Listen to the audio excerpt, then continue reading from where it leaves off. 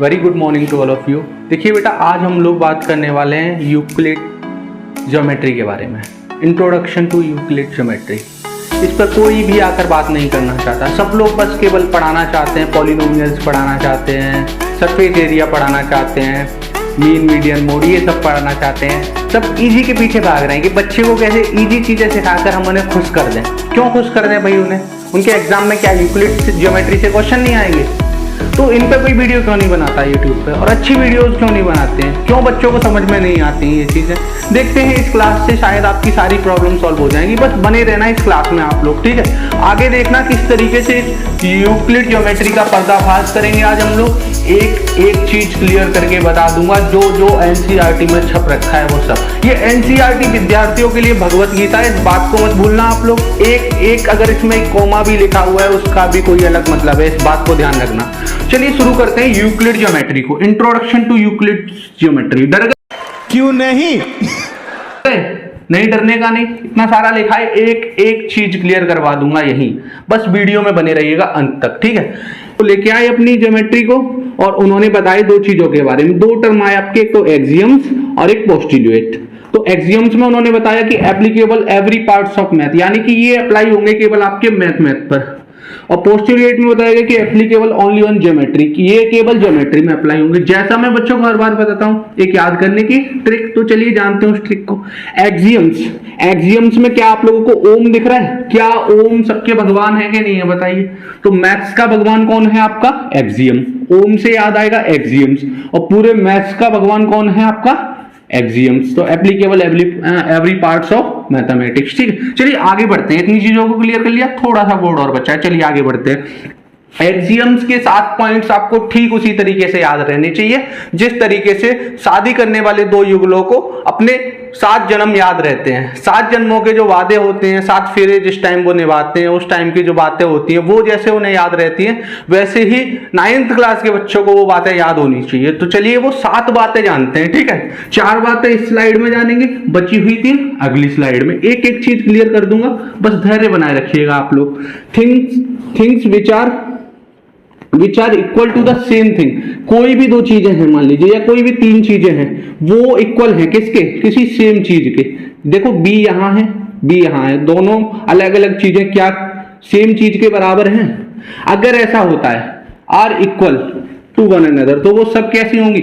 एक दूसरे के बराबर होंगी। बोलो ये बात कोई नई बात थी क्या? आपको नहीं पता? आपकी क्लास में मान लीजिए 250 ग्राम के 3 बच्चे हैं, ठीक है। तीनों का नाम, एक का नाम रोहन, पिंकू और सोनू, 3 बच्चे हैं, ठीक है। मैं रोहन को बुलाता हूं, उसका वजन नापता हूं 250 ग्राम।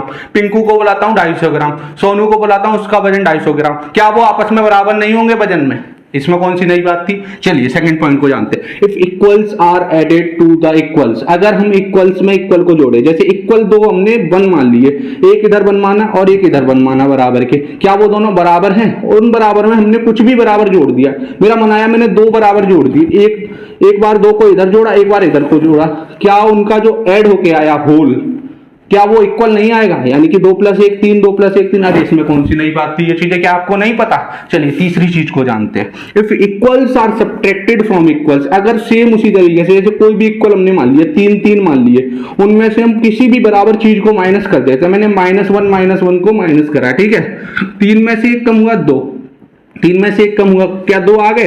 तो द रिमाइंडर्स, तो जो इनमें से माइनस होके जो रिमाइंडर बचा वो भी इक्वल आ गया। क्या ये बात आपको नहीं पता थी? चलिए चौथा वचन पढ़ने जा रहे हैं हम लोग। क्या कहते हैं? मैं कसम खाता हूं कि आज के बाद किसी भी अन्य स्त्री को नहीं देखूंगा। अरे नहीं, कहां पहुंच गए? चलिए फिर से आ जाए। Things which coincide with one another, कोई भी चीजें जो कोइंसाइड होती हैं एक दूसरे पर। कोइंसाइड का सबसे अच्छा एग्जांपल मैं आप लोगों को बताता हूं। मोस्टली बच्चे मेरे साथ वो जुड़े हुए हैं जो मेनली विलेज या आसपास के जैसे किसी रूरल एरिया से आते हैं। तो सब लोग जानते हैं कि शादी में जैसे कोई, कभी आप लोग जाते हो तो कभी भात होता है, कभी लगुन वगैरह, ये सारी चीजें होती हैं, बहुत सारी रस्म होती हैं। होगी तुम्हारी शादी जब जान जाओगे, अभी नहीं जानते हो तो क्या होता है, वहां पे कुछ कटोरियां मिलती हैं। तो वो कटोरियां क्या होती हैं, उनका सेट आता है, एक फूफा को, एक बुआ को, एक चाचा, एक ताऊ, सबको बांटते हैं कि नहीं बांटते? तो वो कटोरी सबसे अच्छा एग्जाम्पल है कोइंसाइड का। यानी कि क्या उन सब कटोरियों का शेप एक जैसा होता है? बिल्कुल सेम। वहां से हम एक सर्कल निकाल लेते हैं, 2 सर्कल सर्कल हमने निकाले, क्या इस वाले सर्कल की रेडियस और इस वाले सर्कल की रेडियस बराबर रही होगी अगर वो कोइंसाइड है, यानी कि वो लगन में बांटने वाली कटोरियों का शेप है, क्या वो कोइंसाइड होंगी कि नहीं होंगी? बिल्कुल होंगी भैया। पांचवें वचन की बात करते हैं जो सबसे जरूरी है, बने रहना वीडियो में। और अभी तो रुको, क्लाइमैक्स अभी बाकी। तो बात करते हैं पांचवें वचन की तरफ। मंत्र है मंगलम भगवान विष्णु मंगलम गरुड़ध्वजा। याद है थोड़ा बहुत, मैंने अपनी दोस्त की शादी में सुना था। अब आप लोग यही मत ये सब पढ़वाओ मेरे से, ये सब तो अभी मैं मैथ पढ़ाने आया हूँ, वचन सुनाने आया हूँ। तुम्हें मैथ पढ़ो, शांति से आ जाओ। चलो पांचवें वचन की तरफ बढ़ते हैं। The whole is greater than the part, यानी कि जो होल है, कंप्लीट है या पूर्ण है जो, वो हमेशा क्या इस केस में 10 लीटर ही रहेगा? बिल्कुल। अब ये मत कहना सर इस 10 में से हम 2 निकाल लेंगे तो 8 रह जाएगा। नहीं, होल की कीमत जो है वो 10 लीटर है कि नहीं है। अब देखना क्या होता है, कल्लू नाम का लड़का है, इसके पापा सो रहे थे तो चुपचाप से उसने बाइक निकाली। अब बाइक निकाली तो 2 लीटर पेट्रोल जो उसके पापा ने लेके आके 10 लीटर रख रखी थी, उसमें से 2 लीटर निकाल ली और निकाल के बाइक में डाल के चुपचाप से निकल गया।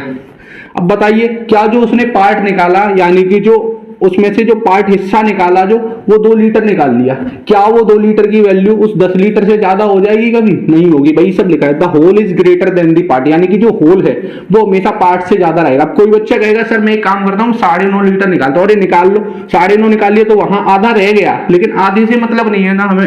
होल की वैल्यू कितनी है? 10 है कि नहीं है? यानी कि 10 9.5 से ज्यादा होगा कि नहीं होगा? वही यहाँ लिखा है, देख लीजिए। अब एक बच्चा, खुरापाती बच्चा था क्लास में, उसने मेरे से पूछ लिया कि सर अगर हम 10 का 10 निकाल ले तो? मैं कहा बेटा तू 10 का 10 तो निकाल लेगा, लेकिन फिर तूने पार्ट कहाँ निकाला? तूने तो वो पूरा ही निकाल लिया ना। लेकिन इस स्टेटमेंट में क्या लिखा हुआ है?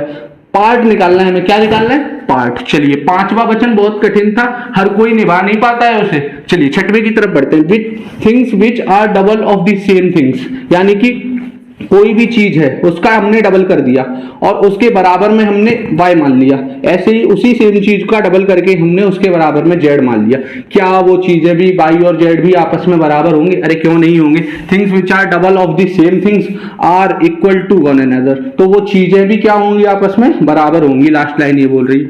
Things which are halfs of the same thing. अरे ये तो बहुत आसान चीज होगी, इसी जैसी है। वहां डबल की बात कर रहे थे, यहाँ हाफ की बात कर रहे थे। 1/2x क्या आपका a के बराबर है, तो 1/2x भी आपका b के बराबर है। तो क्या a और b आपस में बराबर नहीं होंगे?